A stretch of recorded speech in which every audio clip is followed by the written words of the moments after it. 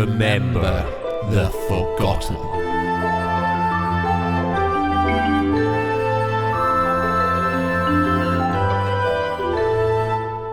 Chapter 20. Shadows in Broad Daylight. Samuel struggled desperately against the tight grip of Jade's magical restraints as she stepped further toward him, her hood lowered now and giving a clear view of her menacing expression.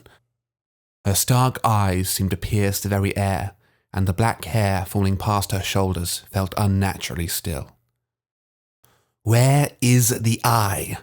she growled again, grabbing Samuel's chin and forcing his head up to face her.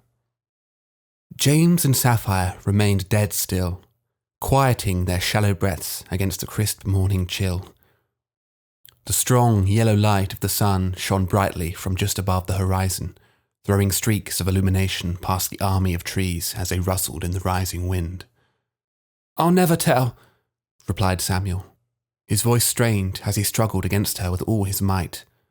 His body shook, muscles tense, until Jade eventually let go of his chin and turned around. She then let out a sigh and began to pace. "You can't hide it from me forever," she stated. Her face hardened into a stern expression. "The longer you try, the harder this is going to be for both of us." James peered at the scene, his face emerging slightly from behind the tree he hid behind.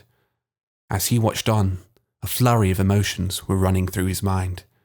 Anger, fear, confusion.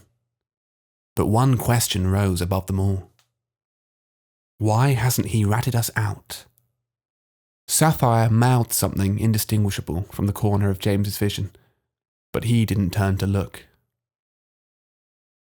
"I don't have it."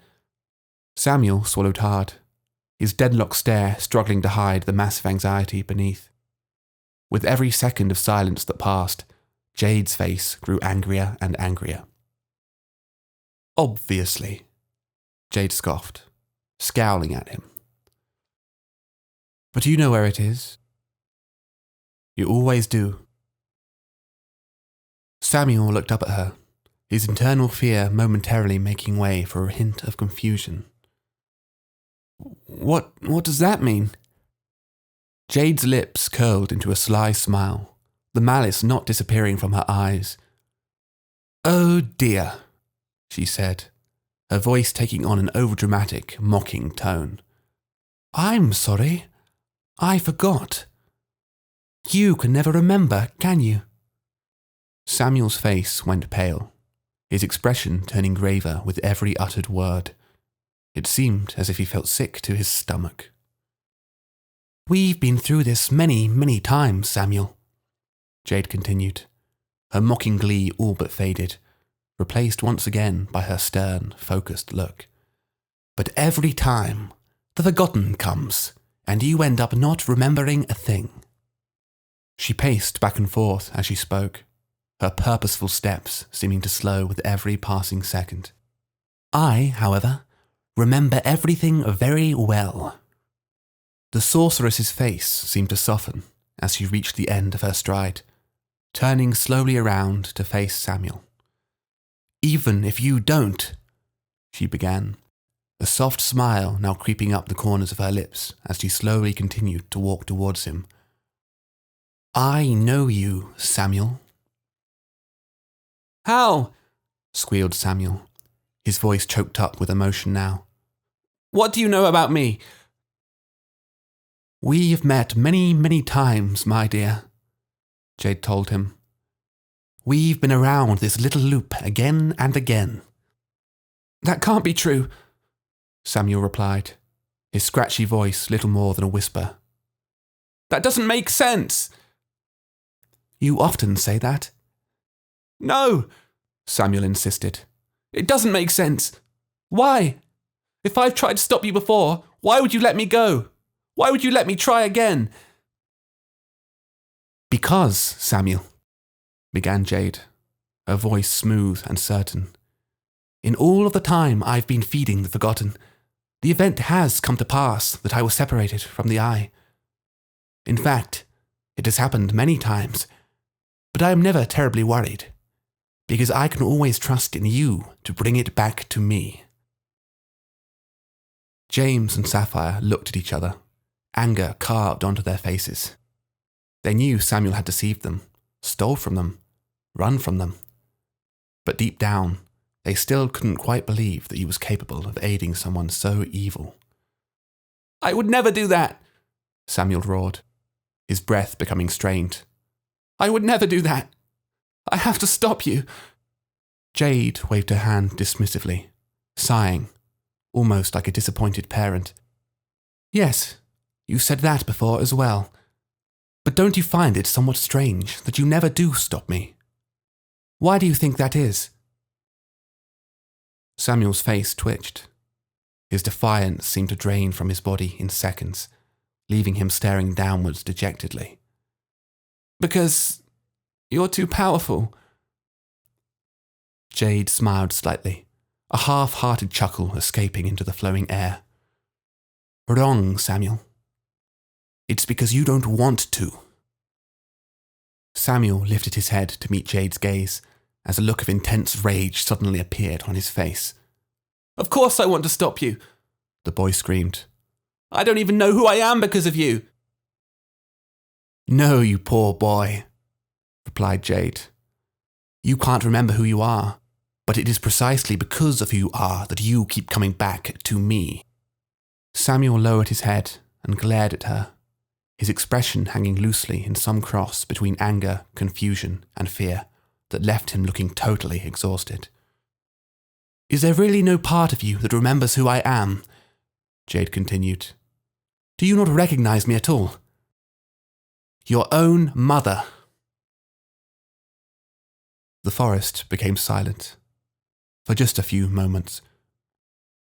Samuel's eyes froze, somehow widened and narrowed at the same time. James and Sapphire couldn't believe what they were hearing. That all along, the boy had just been one of Jade's pawns. James lowered himself closer to the ground as his expression grew darker and darker. If Samuel hadn't even known he was helping her, then everything he had told them about the Eye, about Jade, about the end of existence as they know it, must have been true. He looked down again at the pouch in his hand, and then looked over to Sapphire, who returned his gaze with an uncertain look. It was true.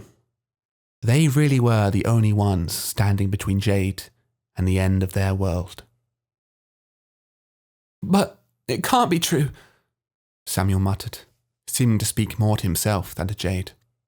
His face appeared harrowed as he lowered his head and looked from side to side at his shaking hands. Jade stepped forward, her steps slow and calm as they crunched in the dirt. She slowly lowered herself to her knees and raised a stiff, pale hand to Samuel's cheek. "You know it's true. Somewhere deep down you know, Samuel. That is why you have your gifts. That is why you can see the memories as they drift away. That is why you always find yourself back here, with me." Samuel's eyes slowly raised to meet hers. Every quivering muscle on his face suggested he was on the verge of tears. After a few moments, he squeezed his eyes shut and began to nod, slowly. "Now," Jade then began, putting her hands on his shoulders and staring him deep in the eyes with a soft, almost sorrowful expression. "There is something I need you to tell me, Samuel."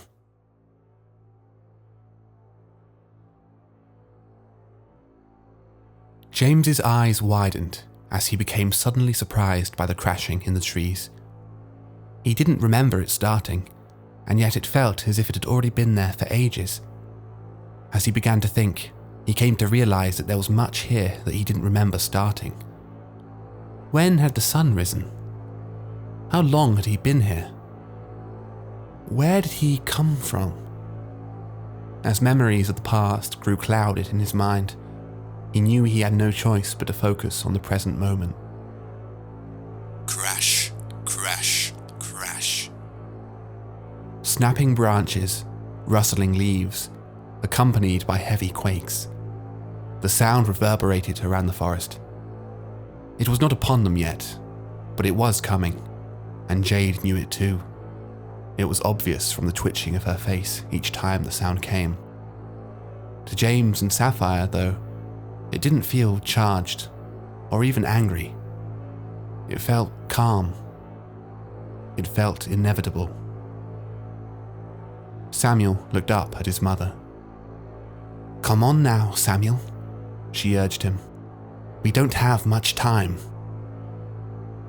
The crashing grew closer, louder, Jade's expression becoming more strained with every rhythmic thump. "Where's the eye, Samuel?" The boy stared back at her, his sorrowful eyes occasionally darting to the side, as if attempting to glimpse the source of the ever-approaching sound. Crash, crash. No longer merely in the distance. It felt like it was on a precipice. "There's no use hiding it from me, Samuel," Jade told him, tempering her expression. "Tell me where the eye is, and I can protect you. I can protect both of our memories, and we can be a family again." Samuel seemed to squirm in his restraints. Jade looked at him with widened eyes. "You've forgotten so much, my boy, but I can give you back what you've lost. Please, just tell me where the eye is." Samuel remained silent, his face seeming almost stoic and broken. Or perhaps it was just blank. "Where is it, Samuel?" screamed Jade, finally losing her cool. Samuel's face remained blank and silent still. The roaring crashes filled their ears, no longer muted, cutting through the air. "Fine then," Jade conceded, breathing out furiously as she turned around and began to stride away. "I'll find it myself. You can stay here and forget it all over again." She turned back to give him a final look, her expression unreadable. "I'll see you the next time round, my son." "Wait!" Samuel suddenly shouted, just as she had begun to leave. Jade turned back around to look at him, impatient, but listening. Another second passed in silence. Her patience was tested. "It's here, Mum," said Samuel, looking at the ground guiltily. Jade grinned and took a few steps back towards him. "Where, my boy? Where is the eye?"